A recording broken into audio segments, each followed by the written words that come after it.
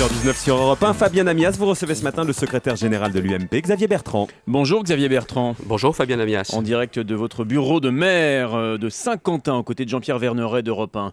Xavier Bertrand, vous avez lu les titres de la presse ce matin. La contestation s'envenime, la contagion, l'irruption jeune. Martine Aubry n'a-t-elle finalement pas raison quand elle demande hier soir à la télévision la suspension des débats sur les retraites au Sénat ? Je crois que ce qui est à retenir de ce qui est en train de se passer, c'est que personne n'a intérêt à l'affrontement. Notre pays n'aime pas l'affrontement.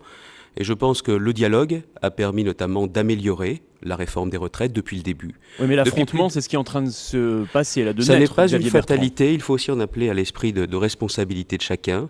Il faut que personne ne mette de l'huile sur le feu comme Madame Royal l'a fait voilà, quelques jours avant de se rétracter. On ne sait plus exactement quelle est sa position. Oui, mais ce n'est pas Madame Royal qui est responsable de la montée des tensions, des blessures qu'il y a eu dans les cortèges, des interventions de police ce matin. Et aussi de blessures de policiers, il faut le rappeler, personne n'a intérêt à l'affrontement. Ça n'est pas à chaque fois dans l'affrontement qu'on a construit les meilleures solutions dans notre pays.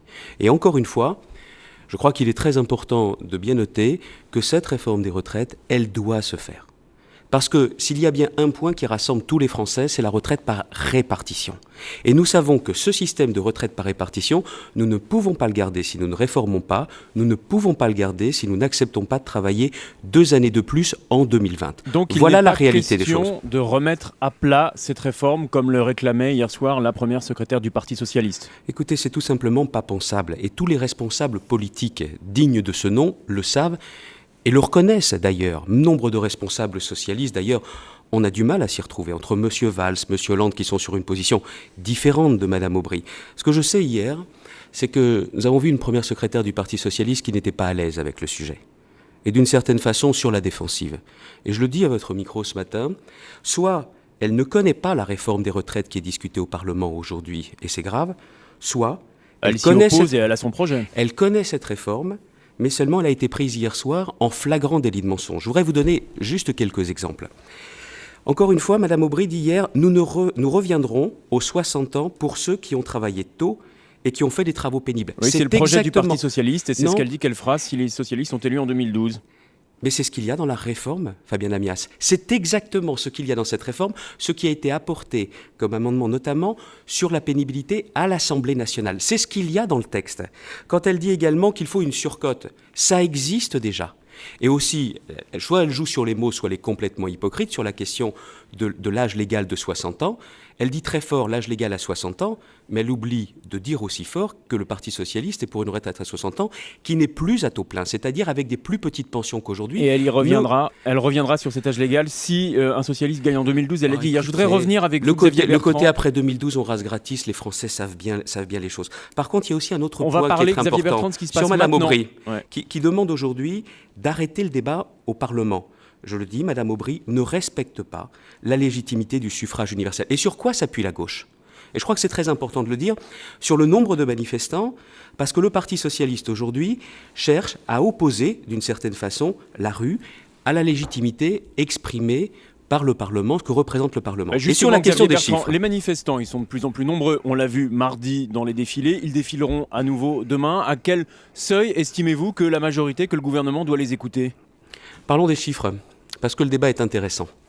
Vous prenez à Paris mardi.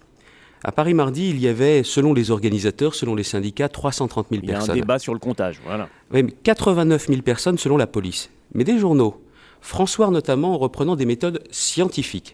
Mediapart, dont on ne peut pas dire que Mediapart soit proche du pouvoir. Oui, donc vous avez dénoncé les méthodes fascistes. Hein, c'est vous qui aviez attaqué Mediapart. De 76 000. Justement, c'est intéressant de citer également Mediapart comme François. Ça montre une chose, c'est qu'il n'y avait pas mardi 3 millions à 3,5 millions de personnes dans la rue. Il y a du monde, c'est vrai.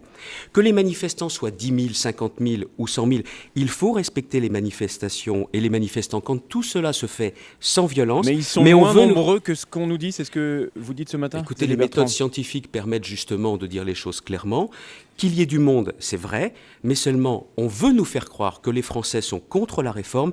Les Français ont des inquiétudes, il y a eu 2 ans de crise et ça a bien évidemment laissé des traces, mais les Français sentent bien que cette réforme est indispensable et nécessaire. Mais quand la gauche, encore une fois, choisit l'argument de la rue contre la démocratie, alors il faut être sérieux et il faut être rigoureux sur les chiffres, ça n'est pas le cas. Quel que soit le nombre de manifestants dans la rue, Xavier Bertrand, est-ce normal qu'un jeune, hier, ait reçu une balle de flashball dans l'œil? Il est grièvement blessé ce matin. Mais quand vous avez un jeune qui est blessé, vous ne pouvez pas vous empêcher de vous dire, et si c'est quelqu'un que je connaissais, et si c'est un proche de ma famille, bien évidemment, vous connaissez la réponse. Mais il faut voir également, je le dis également dans ma ville, à Saint-Quentin, il y a eu des manifestations de lycéens, des lycéens qui ont voulu défiler paisiblement. Et il y avait aussi des casseurs qui n'ont rien à voir là-dedans, et dont les jeunes savent pertinemment que les questions sur l'avenir des jeunes, ceux-là, ça ne les intéresse pas. Ils sont une très faible minorité, mais encore une fois, chacun doit respecter les manifestations, elles doivent se faire sans violence. Je crois que c'est ça qu'il faut retenir. Notre pays n'aime pas la violence. L'irruption des casseurs dans les défilés, on entendait certains députés UMP qui le disaient sur Europe 1. Écoutez, on l'a vu déjà, depuis la semaine dernière, il y a eu des interpellations, les forces de l'ordre font les choses avec un maximum de sang-froid, ça n'est jamais facile, et je crois qu'il faut bien voir les choses. Cette réforme sera adoptée. Elle sera adoptée la semaine prochaine parce que c'est une évidence que vous devez faire face à vos responsabilités et c'est ce qu'a voulu le président de la République. Vous voulez que je vous dise une chose? La solution de facilité, c'est de dire on verra tout ça après 2012. Comme le fait le Parti socialiste. Mais ça veut dire que d'ici 2012, il y aura 100 milliards d'euros de déficit. Et vous le dites, et vous le soutenez, le gouvernement. Mais les Français l'entendent, je le pense. Xavier Bertrand, ce soir, Jacques Attali sera reçu par Nicolas Sarkozy. Il lui remettra un rapport dans lequel il suggère d'augmenter la TVA, une forme de TVA sociale. Certains élus socialistes comme Manuel Valls ou UMP comme Jean-François Copé le réclament. Vous, oui, non, on augmente la TVA? Non. Moi, je n'y suis pas favorable et pour plusieurs raisons. Vous augmentez la TVA, vous prenez dans le pouvoir d'achat des Français. D'autre part, je crois profondément à la nécessité de faire converger la fiscalité entre la France et l'Allemagne. L'Allemagne, c'est notre principal partenaire. Ils ont une TVA plus élevée que la nôtre en Allemagne. Ah non. L'Allemagne a une TVA à 19%. Ils ont une TVA sociale. Non. L'Allemagne a fait, voilà quelques années, le choix d'augmenter sa TVA en passant de 16% à 19%. Nous sommes déjà à 19,6%. Si vous augmentez la TVA, vous creusez le fossé avec les Allemands, qui sont nos premiers partenaires et aussi nos premiers compétiteurs. Je ne suis pas favorable à l'augmentation de la TVA. Xavier Bertrand, une dernière question. Ce débat au niveau européen aurait du sens. Vous êtes maire depuis quelques semaines, vous êtes souvent, paraît-il, sur le terrain. Vos électeurs, ils vous parlent des querelles d'ambition au sein du gouvernement? Est-ce qu'ils les apprécient?